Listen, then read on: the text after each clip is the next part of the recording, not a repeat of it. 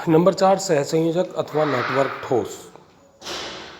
अधात्विक क्रिस्टलीय ठोस जिनके संपूर्ण क्रिस्टल में निकटवर्ती परमाणुओं के बीच सहसंयोजक बंध बनने के कारण विस्तृत अनेक रूपता होती है, सहसंयोजक अथवा नेटवर्क ठोस कहलाते हैं। यानी कहने का मतलब ये है कि अधात्विक जो क्रिस्टलीय ठोस हैं जिनके निकटवर्ती परमाणु सहसंयोजक बंध से जुड़े होते हैं, तो वो जिस प्रकार के ठोस बनाते हैं उन्हें सहसंयोजक अथवा नेटवर्क ठोस कहते हैं। यानी इसमें एक कड़ी दूसरी कड़ी से निरंतर जुड़ी रहती है।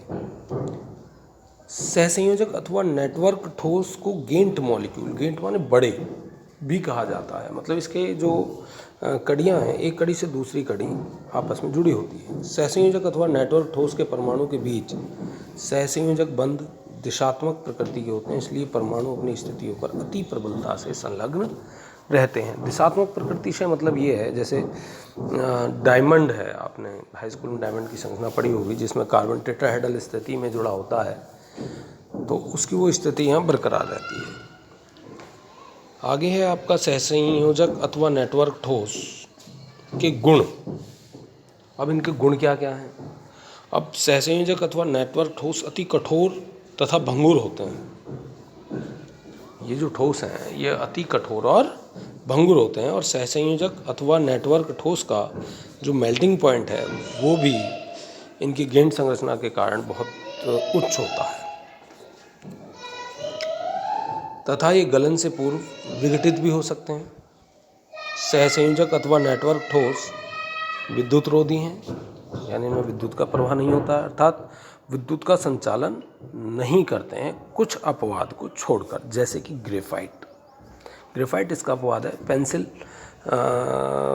पेंसिल का जो काला भाग है वो ग्रेफाइट होता है और वो विद्युत का संचालन करता है।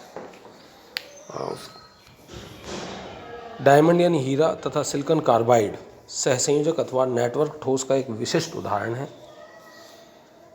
अब ये नीचे जो संरचना दिखाई दे रही है आपको, ये एक सहसंयोजी ठोस है, डायमंड यानी हीरा।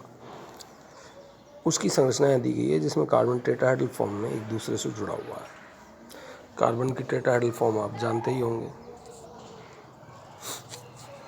सहसंयोजक अथवा नेटवर्क ठोस का एक विशिष्ट, अच्छा यहाँ दोबारा से रिपीट हुआ है, ये इसकी संरचना भी दोबारा से रिपीट हुई है। ग्रेफाइट भी सहसंयोजक अथवा नेटवर्क ठोस का एक उदाहरण है, परंतु अपवाद स्वरूप ग्रेफाइट मुलायम तथा विद्युत का सुचालक है। ग्रेफाइट का यह अपवादी गुण उसकी विशिष्ट संरचना के कारण होता है। अब पेंसिल में जो ग्रेफाइट है, क्या आप किसी उदाहरण के द्वारा सिद्ध कर सकते हैं कि वो विद्युत का सुचालक है? यदि हाँ, तो शेयर जरूर करें व्हाट्सएप पर। धन्यवाद।